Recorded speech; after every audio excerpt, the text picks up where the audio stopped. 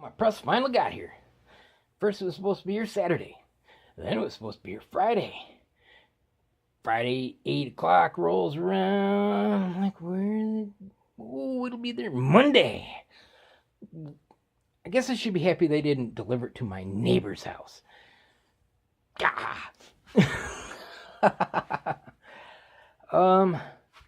Along with it, I grabbed the box of Lyman shell holders because, well, you just never know. I mean, I got the Lee shell holder box and the Hornady box, all the popular sizes. Figure if you need it, individually, they quickly add up to more. So why not just have them and be done with it?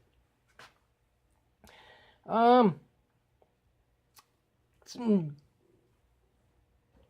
really Lymans? You gotta keep track of a bunch of little parts. And they pretty much have to do with the priming system. Now, the priming cup is 3 pieces for each. You got a spring, the rod, and the the outer cup. And you got to assemble the stupid things, and then they're held into this arm with a set screw. Of course, to do that, you basically have to remove the priming system, through your bolts. Really, Lyman? You couldn't have thought of something a little better? I mean, the set screw is in the end. You could have put it in the side. Wow. Whew. It would have you wouldn't have to disassemble things. Unbelievable. These things, I guess, only hold 50 primers. Where coming from the Lee, I could shove 150 in that. And yeah, this is going to be a pain in the butt. I haven't used those before, but I'm just thinking, yee. What a pain. And then you got this little primer catcher thing. Little chintzy little, yeah. It's just held in by a couple tabs in these little holes. And, well, you think the way this moves, it only comes out a little bit. You couldn't have put a Lee-style spout with a tube on there, a little catch bottle or something, would have gone a long way. Really wouldn't have been a big additional cost, People would be much happier. That's really the faults I'm finding with it. All in the priming system. Oh, and they could have done like the T7 and put a 3rd hole, maybe a 4th hole for the handle, because there's only 2, and it is a shortcoming, I think. By the time you're ready for another one, you got to go a full half turn, and it's over there. Of course, this beast is in the way to go, bring it back. So really, those 3 complaints so far. I really haven't used it. I just kind of dialed in most of the stuff except the bullet seater. I got that pretty close using my dummy, dummy around, but got my blank hole there. I'm used to the Lee, raising it all the way, and I figure this will take a little while to get used to. Having that blank hole, I won't be smashing cases. And it just happened I had 1 left over, so yeah, the T7, they all would have been filled. Yeah, my Lee Auto drum, my spanky new Forster bench rest ultramicrometer seating die, moving up in the world. Lee factory crimp die, in case I want to use it. And then when everything goes wrong, my bullet puller. And yeah, I'll need that at some point. It's nice to have it all right here. Here I got a universal decapper, my Forster bench rest full length seating die, which the decapping pin in these is removable. That's the first thing I did. You know, as soon as I opened the box, I removed that. So, because I've got the, universal. Yeah, and of course, that right there, they clash. By the time you get it a full circle. And then I've got the Lee collet die. Oh, someone mentioned the NOE plug for the universal expander die. I call it NOE. And he said that'd be the minimal way, but he doesn't think the collet die really will work the brass that much more.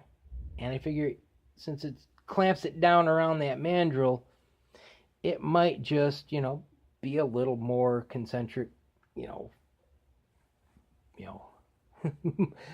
better shaped and all, So I'll probably stick with this. And that thing has a decapping pin built in like these. So since I've got a bunch of brass that I primed and then realized, wait, these necks are undersized.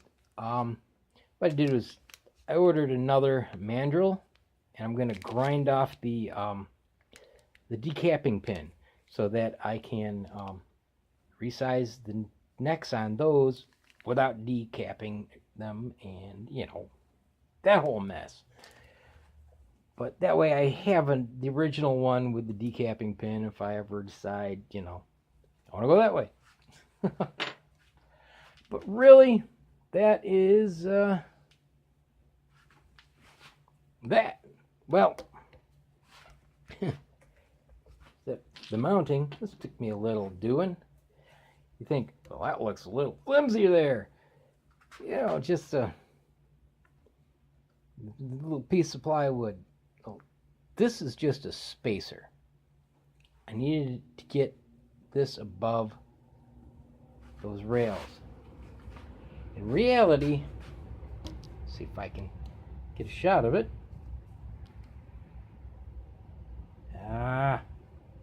Zoom threw me off big time. You can see this has one of the Lee plates under this. Since these quarter inch bolts came with the plate, and I forget what size the holes are in this, but there's a lot of leeway there. So what I did was I drilled 1/4 inch holes through this and the plate, because only one hole kind of actually lined up, but I centered it so I didn't really use that hole. And then I took this file and I broached them because they are carriage bolts, and that took a little while. My hand may or may not blister, but that way I can use my Lee plate, and it's plenty solid, so that shall all work out. And I just have to work out a storage spot for it because well, I can remove my Lee turret, but I think this is a little taller, and even with the Lee turret I have to remove the main part of the auto drum to fit that, unless I lower that shelf, and I may end up doing that, but I hate to put it too low because then I gotta lift it instead of just pulling it straight. So what I did is got my mech and swage press up top because the mech isn't used so much, and keep it out of the way. But I have to remove the freaking bottles because it's so high. There's just enough clearance for the the bottle support. And, well, yeah, have to do what I gotta do. Keep things somewhat organized, and that is not my forte. This place becomes a disaster rather quickly in reality.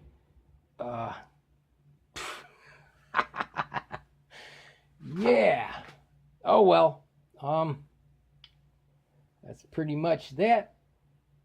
And updating things around here. Up my game a little bit. And yeah.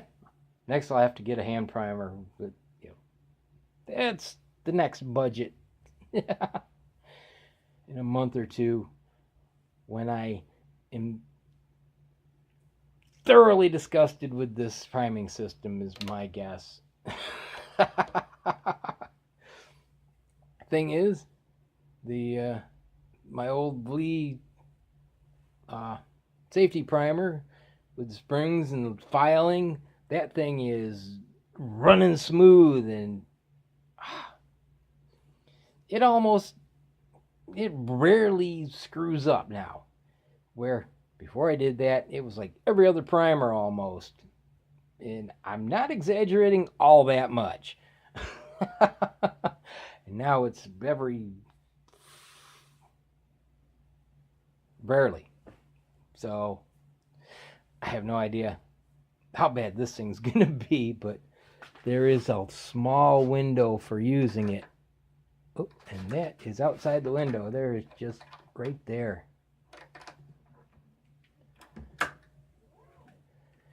Oy. Yeah, they could have given a little more window there, maybe. Yeah, I don't know. Don't know what they could have done there, but here, if you ask me, all they had to do was that hole they milled to, shoot them in here. Put, a little thing for a tube like Lee right off that. Done. And it would have been so much better. Just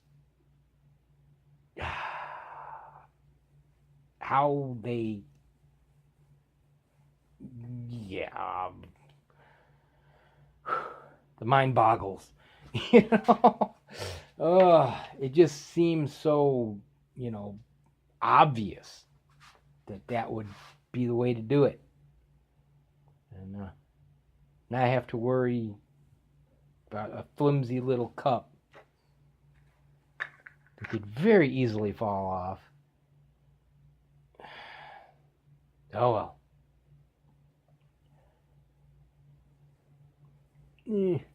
For the most part, though, it seems pretty solid.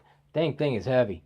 It's definitely going to be a change from swapping out the Lee turret, because oy, thing probably weighs 3 or 4 times more.